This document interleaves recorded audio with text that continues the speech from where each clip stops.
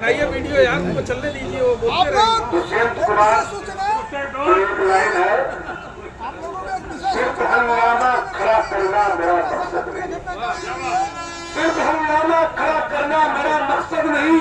मेरी कोशिश है कि सूरत बदलनी चाहिए, मेरे सीने में नहीं तो तेरे सीने में ही सही हो कहीं भी आग, लेकिन आग जलनी चाहिए। वो कहीं भी आग लेकिन आग जलनी चाहिए। साथियों, आज हमारे धरने प्रदर्शन का 44वां दिन बीत रहा है। 44 दिन से हम लड़ रहे हैं, और लड़ किस लिए लड़ रहे हैं?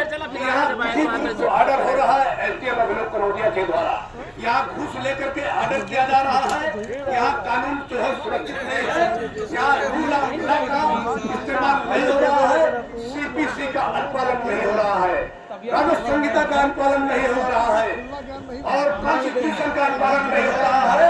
यहाँ गरीबों को न्याय नहीं मिल पा रहा है, यहाँ गरीबों की अधिकार सुरक्षित नहीं है, और गरीबों के अधिकार के लिए, जनता को न्याय दिलाने के लिए हम अलगता प्रतिबद्ध है। क्योंकि मैं देख रहा हूँ डीएम जो है एकदम से इसको अहंकार आ गया है, और उत्तर प्रदेश सरकार को अहंकार आ गया है। डीएम भूल गए हैं यहाँ पर जो वेतन मिलता है, आज के बच्चे जिसके पलते और पोसते हैं, वो हमारे जनता के टैक्स के पैसे से मिलता है। उत्तर प्रदेश सरकार को भी कहना चाहता हूँ, आपके जितने एमपी एमएलए हैं जो आप वेतन पाते हो, वो देश के जनता के टैक्स का पैसा है। और आप आए थे, उत्तर प्रदेश सरकार में आए थे और कहे थे हम जीरो बैलेंस की नीति पर काम करेंगे, लेकिन जब हम जो है गरीबों को खड़ा करेंगे, लेकिन मैं जब गरीबों के राइट के लिए, हम गरीबों के न्याय के लिए यहाँ पर 44 दिन से लड़ रहे हैं, तो डीएम और उत्तर प्रदेश सरकार के आंख से दिख नहीं रहा है और कान में क्यों नहीं रेंग रही है। मैं आपको बता देना चाहता हूँ, और मैं आपको कह देना भी चाहता हूँ कि आप होश में आओ, क्योंकि हमारा 44 दिन बीता है, 2 दिन छुट्टी होने को है। उसके बाद हम बार एसोसिएशन में बैठक करेंगे, और बैठक के बाद हमारा निर्णय बहुत तगड़ा होगा, रोड जाम करने का होगा।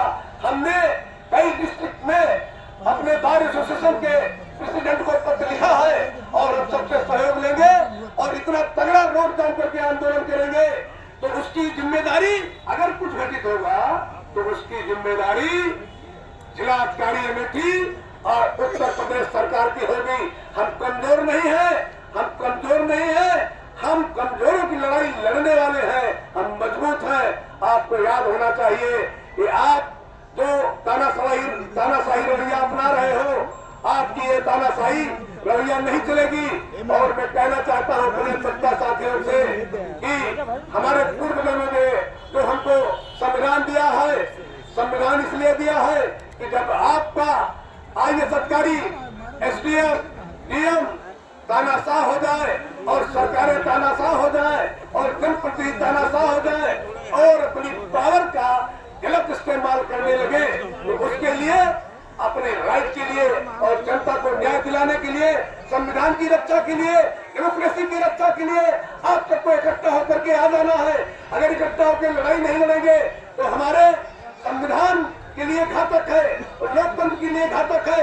अगर संविधान नहीं बचेगा, लोकतंत्र नहीं बचेगा, तो हमको न्याय नहीं मिल पाएगा और हमारा राइट भी खत्म हो जाएगा।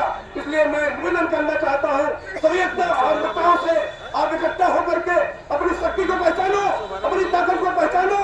लोकतंत्र में यही व्यवस्था है, और उत्तर प्रदेश सरकार के खिलाफ और डीएम के खिलाफ एकदम जम की लड़ाई लड़िए, जिससे कि ये एसडीएम यहाँ से हस्तांतरित हो जाए, और जब हस्तांतरित हो जाएगा तो हम यहाँ रूल ऑफ लॉ स्थापित करा देंगे। और हमारा संकल्प है रूल ऑफ लॉ स्थापित कराने का। जो आपने यहाँ पर रुपया आप रूल स्थापित किया है, इस पूरे सिस्टम को और पूरे भ्रष्टाचार में जो जकड़े हो, इसको मैं हथौड़े से ध्वस्त करूंगा, और ध्वस्त करने के बाद जब रूल ऑफ लॉ स्थापित होगा तो हमारी जो जनता आ रही गरीब, इनके चेहरे पर मुस्कुराहट आएगी, मजदूरों के चेहरे पर मुस्कुराहट आएगी, और जो हमारा हिस्ट्री है अधिवक्ताओं का, कानून की रक्षा का, उस हिस्ट्री को हम कायम रखेंगे। और पुनः मैं कहना चाहता हूँ कि आप होश में आओ, विदिन वीक इनको हस्तांतरित करने का काम करो, नहीं हमारा आंदोलन बहुत तगड़ा होने वाला है।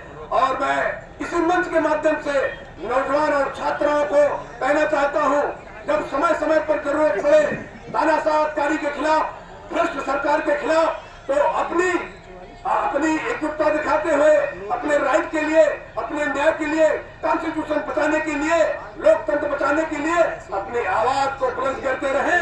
अगर ऐसा नहीं करेंगे तो ये लोग देश को लूटेंगे और लूट करके गरीबों को खा जाएंगे।